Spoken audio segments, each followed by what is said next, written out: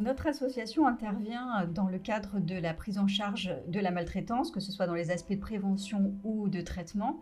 Et dans ce cadre-là, une de nos missions spécifiques est la prise en charge des victimes de violences conjugales, et que ce soit pour les adultes ou pour les enfants qui sont exposés aux violences conjugales.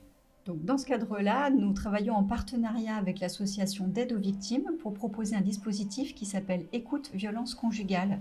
Il s'agit de proposer une écoute psychologique dès la mise à l'abri des personnes qui sont victimes de violences conjugales et qui ont contacté le 115 pour cette mise à l'abri.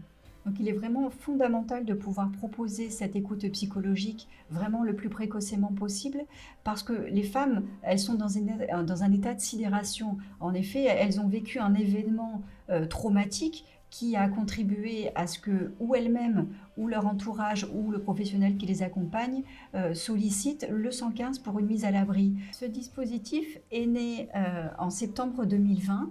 Il nous a été confié par la déléguée départementale aux droits des femmes et à l'égalité, notamment suite à l'accroissement des violences conjugales qui a pu être constaté lors du premier confinement sanitaire en 2020. Bien entendu, il est important d'intervenir dès la mise à l'abri, mais il est aussi important de continuer à accompagner ces personnes sur le moyen terme, sur le long terme, d'accompagner non seulement les femmes victimes, mais aussi les enfants qui sont exposés et qui par là même sont également victimes.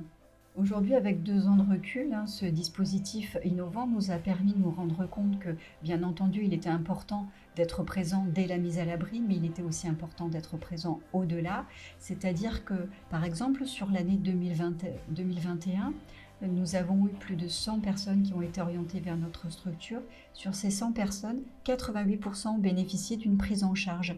La prise en charge a pu être ponctuelle, mais pour certaines victimes, c'est une prise en charge qui perdure et qui est maintenant une prise en charge sur le long terme, avec des personnes qui, au début, ont bénéficié d'une prise en charge au téléphone et qui aujourd'hui viennent consulter en présentiel à l'association, parfois de façon hebdomadaire. Et nous recevons aussi certains enfants qui ont été exposés aux violences.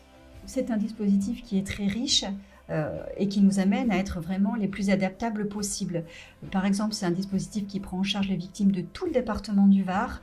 Nous sommes d'astreinte téléphonique, donc de 9h à 23h, 7 jours sur 7, et durant toute l'année. Quand je disais que nous devions être adaptables, c'est-à-dire que nous proposons aussi des suivis, que nos psychologues sont polyglottes, c'est-à-dire qu'ils s'expriment tant en français qu'en anglais et en arabe. Le travail que nous menons auprès de ces personnes, c'est vraiment de pouvoir les accompagner à éviter d'être dans la répétition. C'est-à-dire les accompagner sur le moyen terme, sur le long terme, pour qu'elles puissent réaliser un vrai travail d'élaboration psychique, que ce soit pour elles ou que ce soit aussi pour leurs enfants.